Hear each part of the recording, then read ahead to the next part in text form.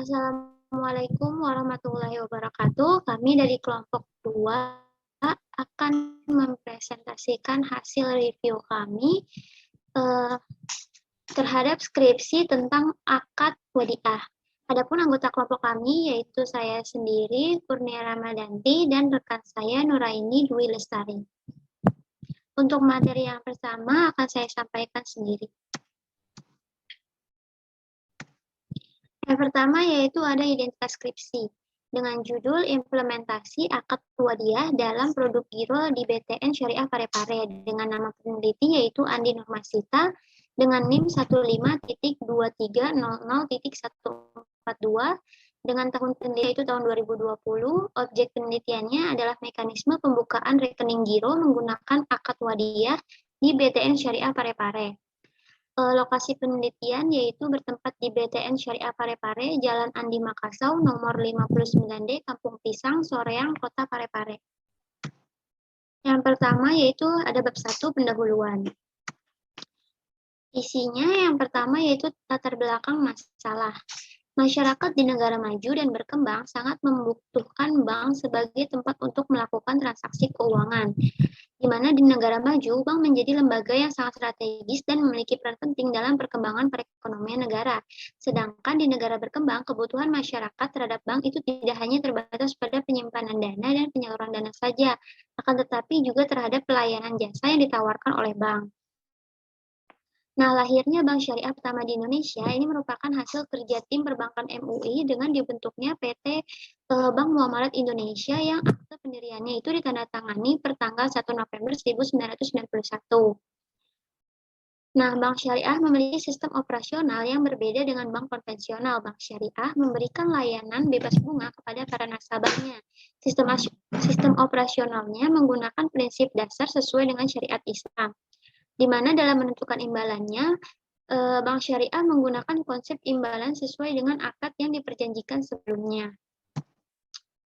Prinsip dalam penghimpunan dana Bank Syariah terdiri atas 2 prinsip, yaitu akad wadiah dan akad mudharabah. Di Indonesia, itu hampir semua bank syariah menerapkan prinsip wadiah untuk menghimpun dananya. Akad wadiah sendiri merupakan titipan yang dapat diambil sewaktu-waktu, di mana dalam produk-produk perbankan syariah yang dapat diterapkan untuk prinsip ini adalah giro dan tabungan dan dilaporkan dalam kewajiban. Kemudian Undang-Undang Perbankan Syariah Nomor 21 Tahun 2008 menyatakan bahwa perbankan syariah adalah segala sesuatu yang menyangkut tentang bank syariah dan unit usaha syariah. Contoh unit usaha syariah antara lain Bank Permata Syariah, BNI Syariah, dan BTN Syariah. Nah, BTN Syariah sendiri berfokus pada produk perumahan dan juga menyediakan beberapa produk tabungan syariah kepada masyarakat, seperti tabungan BTN Prima IB, juga produk dana seperti Giro BTN Islamic Banking, yang dimana produk-produknya ini menggunakan beberapa akad atau aturan perjanjian yang harus berdasarkan hukum syariah. Nah, salah satu produk BTN Syariah yang menggunakan prinsip syariah ini adalah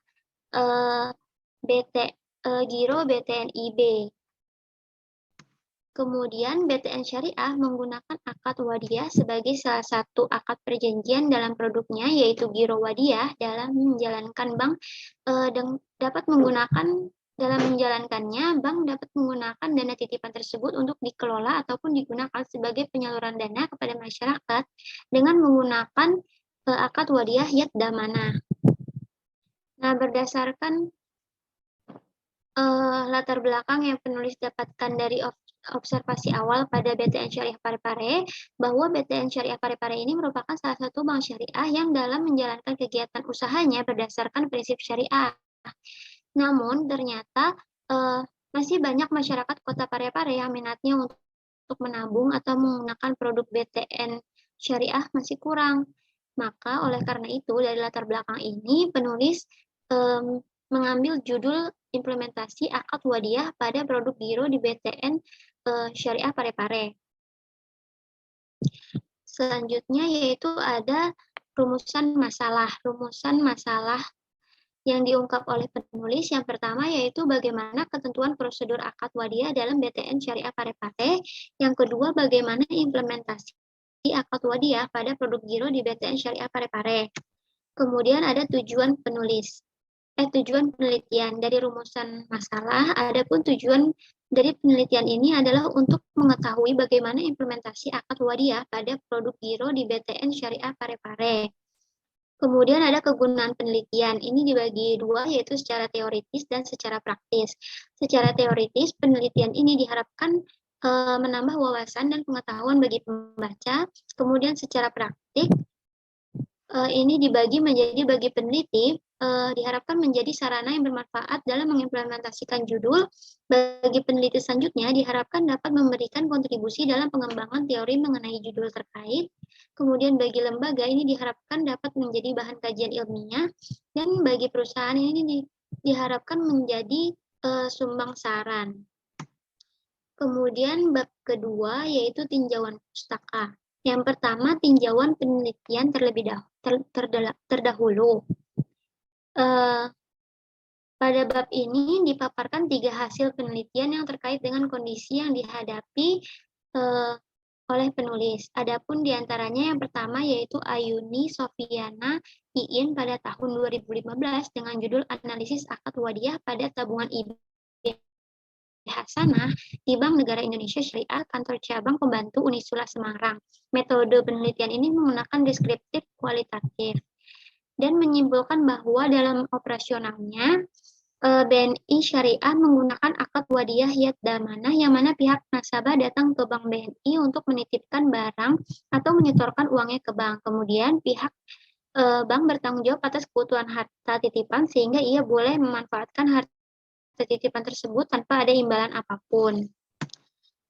Kemudian yang kedua itu ada Autar Fahmi pada tahun 2015 dengan judul Implementasi Akad Wadiah pada Produk Tabungan Sitampan atau Simpanan Tabungan Masa Depan Anggota. Penelitian ini menggunakan jenis penelitian field research dengan tempat penelitian KJKS Nusa Indah atau Koperasi Jasa Keuangan Syariah.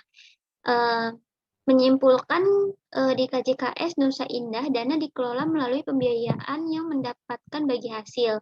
Dari pendapatan tersebut, KJKS memberikan bonus kepada anggotanya setiap bulan dan bonus di akhir pengembalian uang tersebut. Kemudian yang ketiga ada Erna Krisnawati pada tahun 2018 dengan judul Pengaruh Wadiah, Giro Wadiah, dan Beban Bonus Wadiah terhadap laba Bank Syariah Mandiri.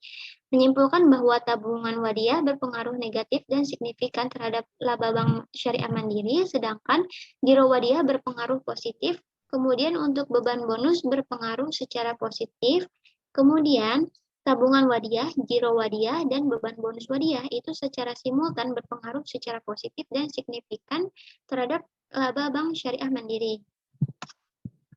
Kemudian ada tinjauan teoritis. Yang pertama, teori implementasi. Implementasi menurut arti kata harfiah adalah pelaksanaan sesuatu, di mana implementasi kebijakan dapat diartikan sebagai pelaksanaan suatu kebijakan. Nah, model implementasi ini ada implementasi model Gogin, model Grindel, kemudian ada model Meter dan Horn model, kemudian juga ada model deskriptif. Selanjutnya ada implementasi prinsip wadiah dan mudharabah dalam produk giro. Seperti telah disebutkan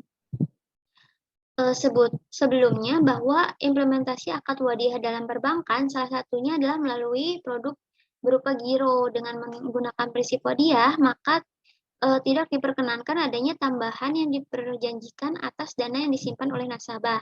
Bank diperkenankan memberikan imbalan berupa bonus yang besarnya sesuai dengan kebijaksanaan bank secara sepihak dan tidak boleh diperjanjikan di awal. Nah, sedangkan penerapan mudharabah ini sebenarnya jarang dipakai untuk produk giro, namun bank dimungkinkan menyediakan produk giro mudharabah. Jika mendasar pada ketentuan giro mudharabah, maka bank akan memberikan bagi hasil kepada nasabah yang besarnya ini sesuai dengan nisbah atau persentase keuntungan yang telah disepakati di awal akad. Kemudian ada teori akad. Nah, kata akad ini berasal dari kata al-akad yang berarti ikatan, mengikat, menyambung, atau menghubungkan. Akad sendiri terdiri menjadi 2 bagian, yaitu akad tabaru dan akad tijarah. Akad tabaru yaitu perjanjian yang menyangkut transaksi nirlaba atau non-profit. Sedangkan akad tijarah ini merupakan perjanjian yang menyangkut for profit transaction. Akad-akad ini dilakukan dengan tujuan mencari keuntungan karena bersifat komersil. Kemudian ada pun rukun akad. Yang pertama yaitu pernyataan untuk mengikat diri. Yang kedua yaitu adanya pihak yang melakukan akad. Dan yang ketiga adanya objek akad. Kemudian macam-macam akad. Menurut ulama fikih, apabila dilihat dari segi keabsahannya, maka akad dibagi dua, yaitu ada akad sahih, di mana akad yang telah memenuhi syarat dan rukun, dan akad tidak sahih, yaitu akad yang terdapat kekurangan pada rukun dan syaratnya. Kemudian berakhirnya akad. Suatu akad ini dapat berakhir apabila terjadi hal-hal yang mana yang pertama yaitu berakhirnya masa berlaku akad, yang kedua dibatalkannya oleh pihak-pihak yang berakad, dan yang terakhir yaitu wafatnya salah satu pihak yang berakad. Kemudian menurut Sayyid Sabiq dalam tulisan Abdul Ghafur Ansori menyatakan bahwa wadiah adalah amanah yang harus dijaga oleh penerima titipan, dan ia berkewajiban pula untuk memelihara serta mengembalikannya pada saat dikehendaki atau diminta oleh pemilik. Kemudian ada produk giro. Giro ini merupakan simpanan yang penarikannya menggunakan sarana berupa cek dan bilet giro. Kemudian ada ketentuan giro di perbankan syariah. Giro ini ada dua jenis. Yang pertama giro yang tidak dibenarkan secara syariah, yaitu giro yang berdasarkan perhitungan bunga, dan giro yang dibenarkan secara syariah, yaitu giro yang berdasarkan prinsip mudarabah dan wadiah. Kemudian ketentuan umum giro berdasarkan wadiah, yang pertama yaitu bersifat titipan. Yang kedua titipan bisa diambil kapan saja, dan yang ketiga itu tidak ada imbalan yang disyaratkan. Selanjutnya yaitu ada tinjauan konseptual. Yang pertama konsep wadiah. Wadiah ini merupakan prinsip simpanan murni dari pihak yang menyimpan atau menitipkan kepada pihak yang menerima titipan untuk dimanfaatkan atau tidak dimanfaatkan sesuai dengan ketentuan. Adapun rukun wadiah, yang pertama yaitu orang yang berakad, yang kedua barang titipan, dan yang ketiga ijab kabul. Kemudian jenis-jenis wadiah yang pertama yaitu ada wadiah yad al-amanah, di mana ini merupakan titipan murni dari pihak yang menitipkan barang kepada pihak yang menerima barang, di mana pihak penerima titipan ini harus menjaga barang titipan dan tidak diperkenankan untuk memanfaatkannya. Kemudian yang kedua ada wadiah yad damanah, ini merupakan pihak penerima titipan dapat memanfaatkan barang yang dititipkan. Penerima barang titipan juga wajib mengembalikan barang yang dititipkan oleh penitip dalam keadaan utuh. Kemudian penerima titipan ini diperbolehkan memberikan imbalan dalam bentuk bonus yang tidak diperjanjikan sebelumnya di akad. Kemudian ada pengertian giro wadiah. Di sini ada ketentuan umum giro wadiah. Yang pertama yaitu dana wadiah dapat digunakan oleh bank untuk kegiatan komersial dengan syarat bank harus menjamin pembayaran kembali dana wadiah tersebut.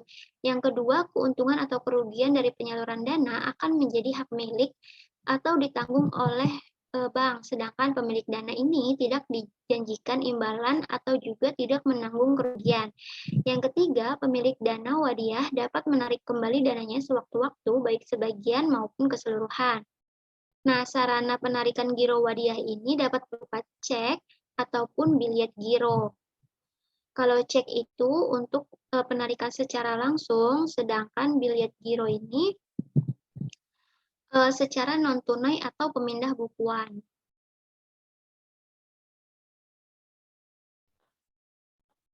Kemudian di sini ada bagian kerangka berpikir. Kerangka berpikir ini menjelaskan secara garis besar alur logika berjalannya penelitian. Kerangka ini merupakan penggambaran atas teori dan konsep yang telah disusun oleh penulis sebelumnya. Tergambar dalam kerangka ini berupa gambaran produk tabungan giro wadiah, terus ada rukun wadiah, syarat wadiah, akad wadiah, ketentuan umum giro, dan model implementasi. Sekian materi yang dapat saya sampaikan. Untuk materi selanjutnya akan dilanjutkan oleh rekan saya, Nuraini. Kepada Nuraini, dipersilahkan. Baik, terima kasih Kurnia. Selanjutnya akan saya jelaskan bagian ketiga, yaitu metode penelitian. Jenis penelitian, lokasi dan waktu penelitian, fokus penelitian, jenis dan sumber data, teknik pengumpulan data, dan teknik analisis data. Next.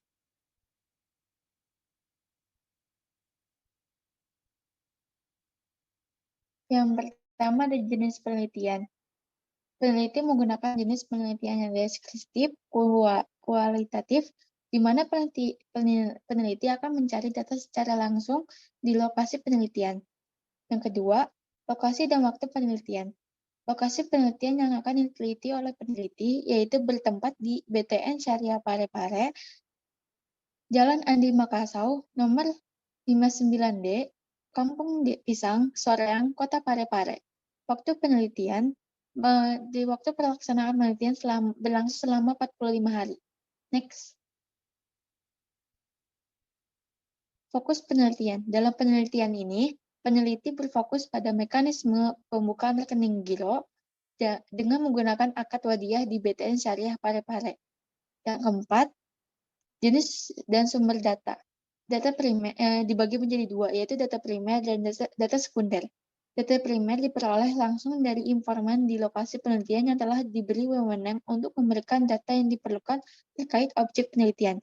Yang kedua, data sekunder yaitu berupa data pendukung dari buku, hasil penelitian terdahulu, karya ilmiah, dan keterangan-keterangan lainnya. Next.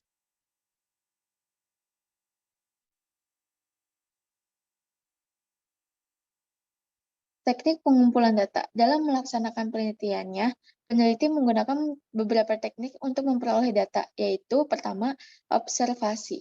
Teknik ini membutuhkan pengamatan oleh peneliti terhadap objek yang diteliti.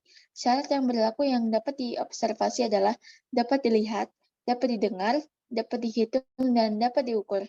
Yang kedua yaitu wawancara. Wawancara berupa sejumlah pertanyaan yang telah disiapkan oleh peneliti yang kemudian diajukan kepada narasumber mengenai topik penelitian dan dilakukan secara tatap muka. Kemudian, peneliti diperkenalkan untuk merekam jawaban narasumber dalam penelitian ini. Narasumber adalah kepala kantor nasabah serta beberapa karyawan BTN Syariah Parepare. Next.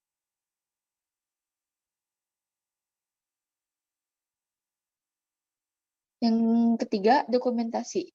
Dokumentasi merupakan suatu cara pengumpulan data yang menghasilkan catatan-catatan penting yang berhubungan dengan masalah yang diteliti, sehingga akan diperoleh data yang lengkap, sah, dan bukan berdasarkan perkiraan. Dalam hal ini, dokumen dikumpulkan.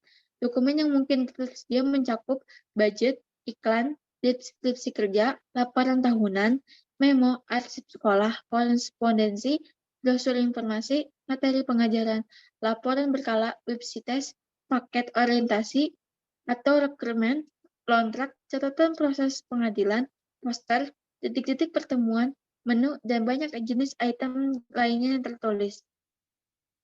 Adapun jenis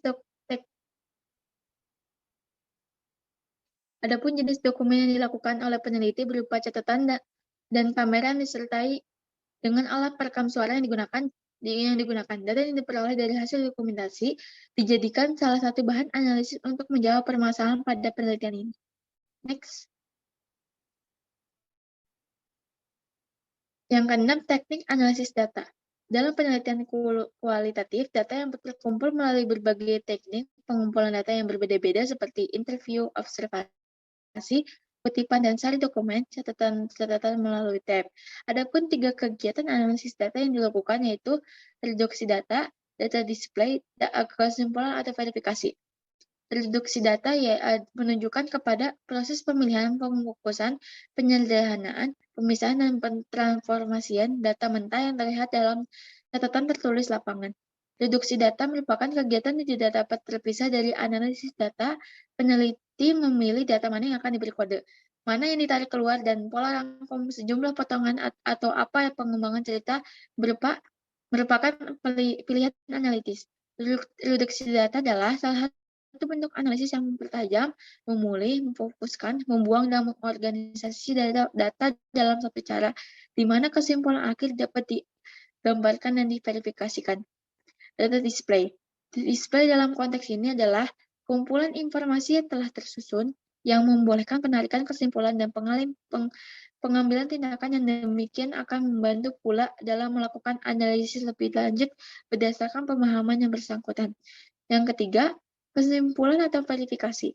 Sejak awal pengumpulan data, peneliti telah mencatat dan memberi makna sesuatu yang dilihat oleh atau diwawancarainya. Kesimpulan yang dibuat bukan sekali jadi. Kesimpulan menuntut verifikasi dari orang lain yang ahli dalam bidang yang diteliti dan mungkin juga mengecek dengan data lain.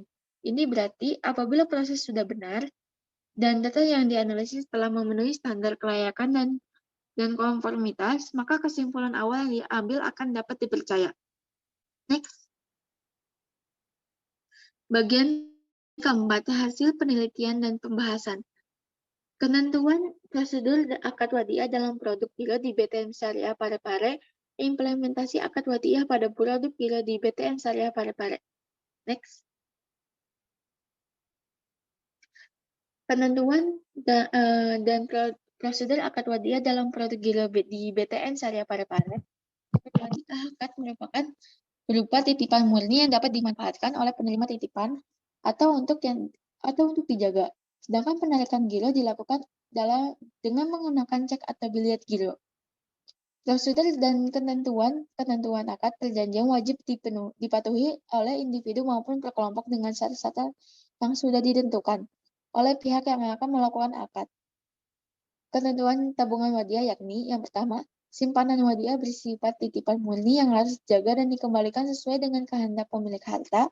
Yang kedua, keuntungan atau kerugian dari penyaluran barang menjadi tanggungan bank, sedangkan penitip tidak dijanjikan imbalan dan tidak menanggung kerugian. Yang ketiga, BTN Syariah memberikan bonus kepada pemilik harta sebagai insentif selama dalam akad pembukaan rekening.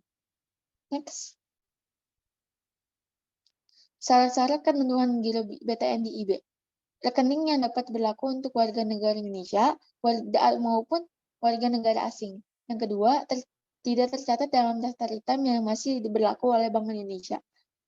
Yang ketiga, bisa nasabah perseorangan maupun lembaga atau orang atau lembaga atas nama rekening yang dibuka bertanggung jawab memenuhi terhadap segala kewajiban yang timbul dari rekening tersebut. Yang keempat, wajib melampirkan kelengkapan dokumen yang dibutuhkan. Yang kelima, rekening dinyatakan aktif dan bisa digunakan secara efektif setelah disetujui dan diaktifkan oleh bank sesuai dengan ketentuan yang berlaku di bank.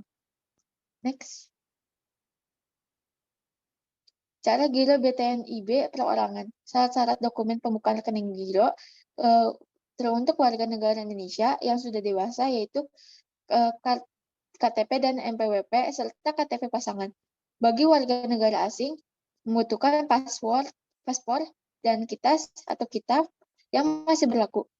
Giro BTN IB, lembaga dan joint account. Syarat-syarat dokumen pembukaan rekening giro yaitu KTP pejabat berwenang, akta pendirian perusahaan, NPWP, CWP, TDP. Surat keterangan domisili, surat izin usaha lainnya. Next. Ketentuan yang disepakati untuk melaksanakan akad bagi bank dan pemegang rekening perorangan. Yang pertama, pemegang rekening menitipkan dana kepada bank dalam bentuk rekening giro Batara Syariah berdasarkan prinsip wadiah yad damanah dengan nominal setoran yang sesuai dengan ketentuan bank dan dengan ini bank menyatakan bersedia menerima penitipan dan mengadministrasikan dalam bentuk rekening giro Batara Syariah. Yang kedua, dana dititipkan, dikelola bank dan diambil memanfaatnya sesuai dengan prinsip wadiah yad damanah. Bank dapat memberikan bonus kepada pemegang rekening giro Batara Syariah sesuai dengan kebijakan bank. Yang ketiga, apabila pemegang rekening meninggal dunia, maka yang dapat menarik saldo dan menutup rekening adalah ahli waris yang ditunjuk. Yang keempat, pemegang rekening setuju dan terikat pada syarat-syarat umum pembukuan rekening dan syarat-syarat khusus giro Batara Syariah. Yang kelima, apabila rekening ditutup berdasarkan peraturan Bank Indonesia, maka nama pemegang rekening dicatat dalam daftar hitam yang dikeluarkan oleh Bank Indonesia. Yang keenam, pemegang rekening dan bank terdekat dengan perundang-undangan yang berlaku sesuai dengan prinsip syariah. Yang ketujuh, akad giro batara syariah berprinsip wadiyah yadamana yang dibuat secara musyawarah, mufakat, dan berlaku sejak tanggal ditandatanganinya. Next. Implementasi akad wadiyah pada produk giro di BTN Syariah Parepare. Tujuan pembukuan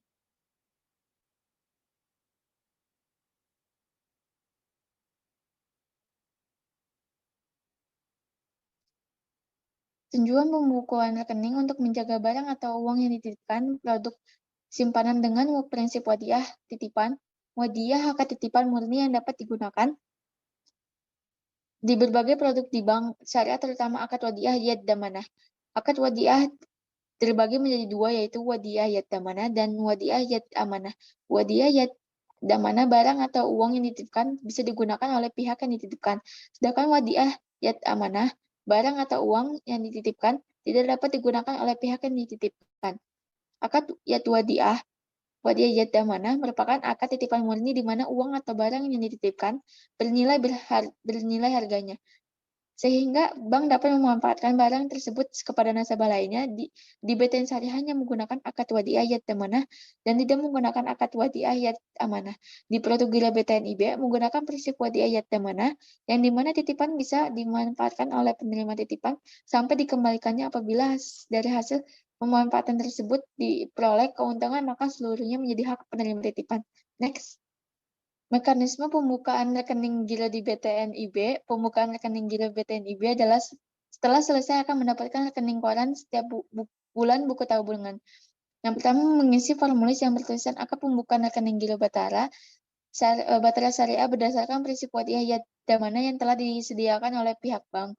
Yang kedua, menyerahkan KTP dan pasangan serta NPWP bagi yang di bawah 17 tahun, menyerahkan KK dan KTP orang tua, serta pernyataan orang tua sebagai beneficiary owner. Yang ketiga, membawa berkas persyaratan yang dan tidak boleh diwakilkan oleh orang lain. Sedangkan lembaga di atas namakan perwakilan dari lembaga tersebut. Yang keempat, pembukaan rekening sebesar 500.000 per orang atau 1 juta per lembaga. Yang kelima, setelah lengkap layanan anggota akan mencocokkan formulir dengan identitas. Yang keenam, layanan anggota menginput data dalam sistem tabungan. Yang ketujuh, setelah diinput data dicetak pada rekening giro BTN IB. Yang kedelapan, nasabah menandatangani beberapa formulir yang telah dilengkapi.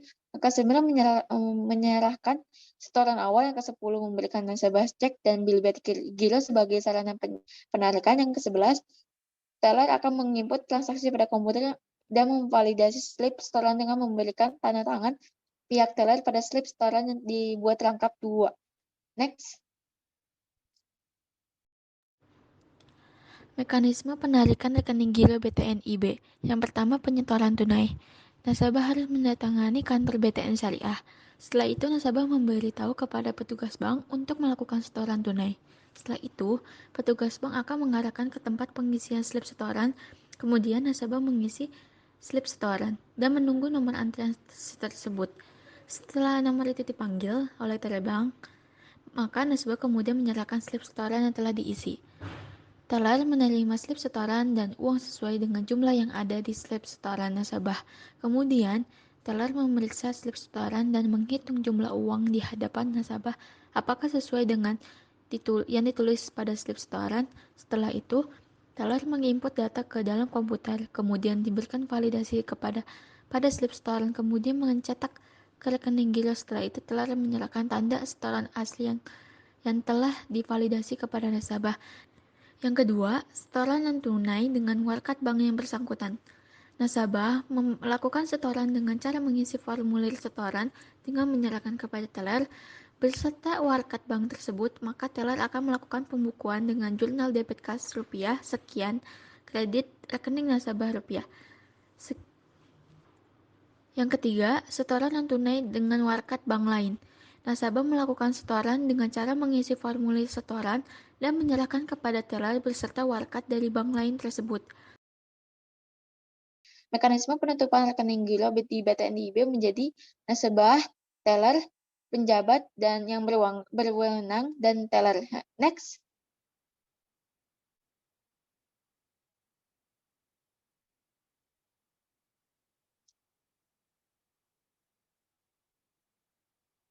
Kelebihan dan kekurangan dari Gila BTNIB. Kelebihan produk Gila BTNIB dari pihak bank yakni mendapatkan penambahan modal untuk menyalurkan dana untuk nasabah yang akan melakukan dana atau pembiayaan.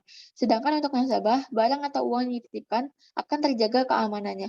Sedangkan kekurangan produk Gila BTNIB dari pihak bank yakni uang atau barang yang digunakan sebagai investasi oleh bank dapat diambil sewaktu-waktu oleh pemilik barang yang dititipkan dan dapat mengurangi kas bank dan teruntuk nasabah tidak mendapatkan nisbah yang tetap.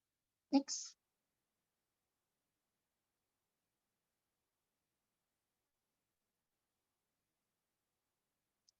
Bab kelima yaitu penutup kesimpulan dan saran. Next.